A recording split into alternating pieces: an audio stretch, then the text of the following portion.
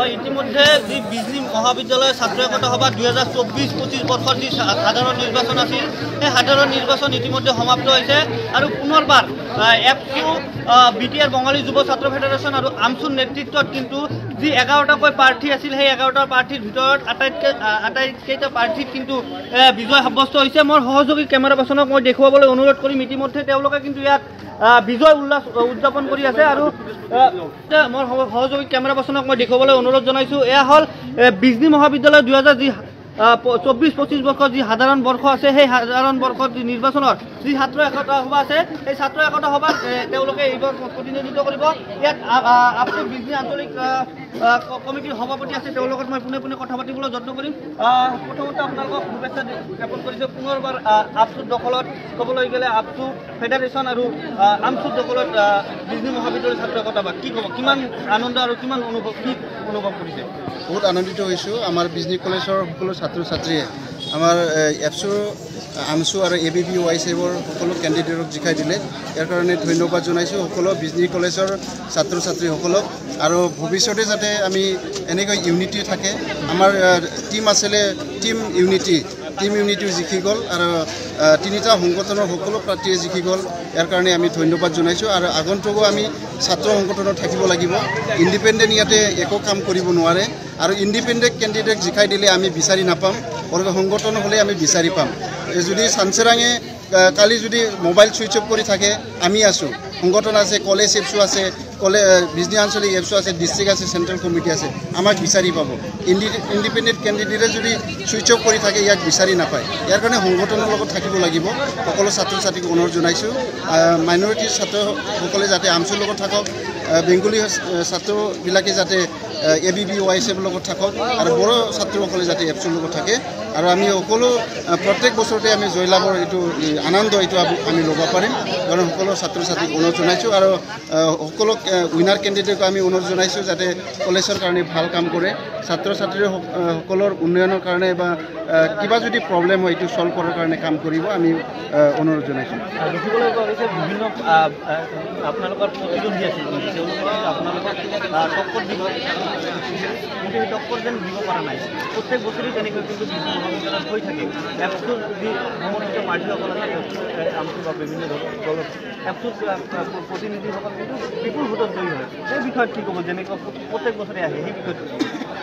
আমাৰ যি বড়ো ছাত্ৰ ছাত্ৰীসকল আমি ধন্যবাদ জনাইছোঁ। এপছুৰ লগত সদায়ে আছে।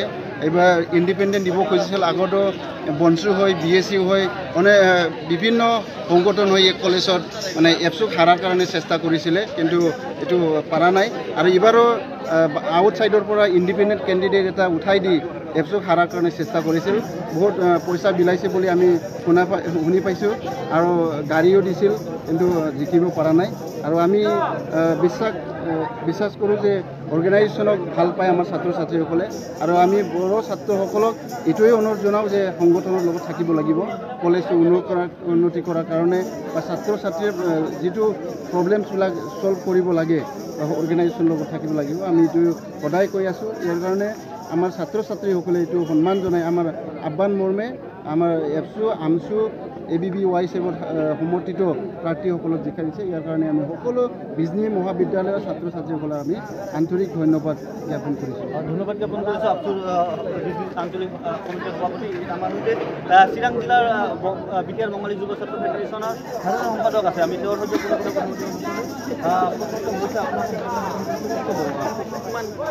অনুভৱ কেনেকুৱা আছে?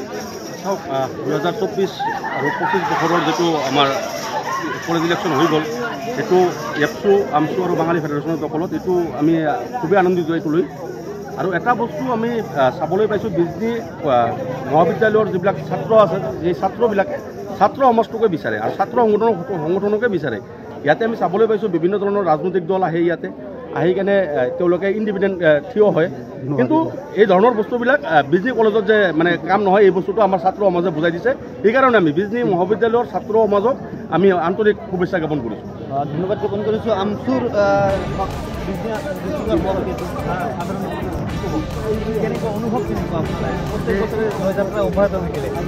অনুভৱটো যথেষ্ট ভাল লাগিছে। আজি মনত আনন্দ পাইছোঁ। অন্য বছৰৰ দৰে এইবুলিও আমি 2024-25 বৰ্ষৰ যি বিজনী মহাবিদ্যালয় ছাত্ৰাগত সভাৰ নিৰ্বাচন হয়ে গেল। এই নিৰ্বাচন আমাৰ আটাইকেইটা প্ৰাৰ্থী এফচু আমচু আৰ এবিবি ওয়াই চেভৰ 11জনকৈ প্ৰাৰ্থীয়ে বিপুল ভোটত জয়ী হৈছে। আমাৰ কোনো প্ৰতিদ্বন্দ্বী যে আহিব তেনেকুৱা মানে আমি অনুভৱ কৰা নাই। আজি চাওক বিজনী মহাবিদ্যালয়ত আমি আগৰ ধাৰা অব্যাহত ৰাখিছোঁ।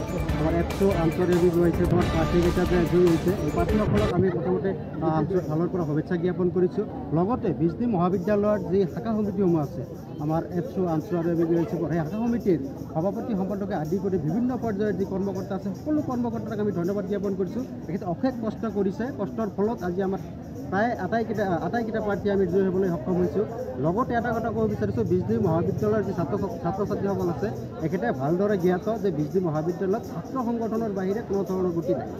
বহু ধৰণৰ দল ইয়াতে প্ৰতিদ্বন্দ্বী কৰে বা ইণ্ডিপেণ্ডেণ্ট প্ৰাৰ্থীও আহে, কিন্তু বেলেগ কোনো দল ছাত্ৰ সংগঠনৰ বাহিৰত বেলেগ কোনো দল বা ইণ্ডিপেণ্ডেণ্ট প্ৰাৰ্থী জয়ী হ'লে যে ছাত্ৰ ছাত্ৰীসকলৰ কোনো কামত নালাগিব এই কথাটো কিন্তু ছাত্ৰ ছাত্ৰীসকলে ভালদৰে গম পায়। গতিকে এইবেলেও আমাৰ ছাত্ৰ সংগঠনৰ যিসমূহ প্ৰাৰ্থী আছিল এই গোটেইকেইটা প্ৰাৰ্থীক আমাৰ ছাত্ৰ ছাত্ৰীসকলে জয়ী কৰাবলৈ সক্ষম হৈছে। সেইকাৰণে গোটেইকেইটা বিজনী কলেজৰ গোটেই ছাত্ৰ ছাত্ৰীসকলক আমি আন্তৰিকভাৱে ধন্যবাদ জ্ঞাপন কৰিছোঁ। লগতে জয়ী প্ৰাৰ্থীসকলক শুভেচ্ছা জ্ঞাপন কৰিছোঁ।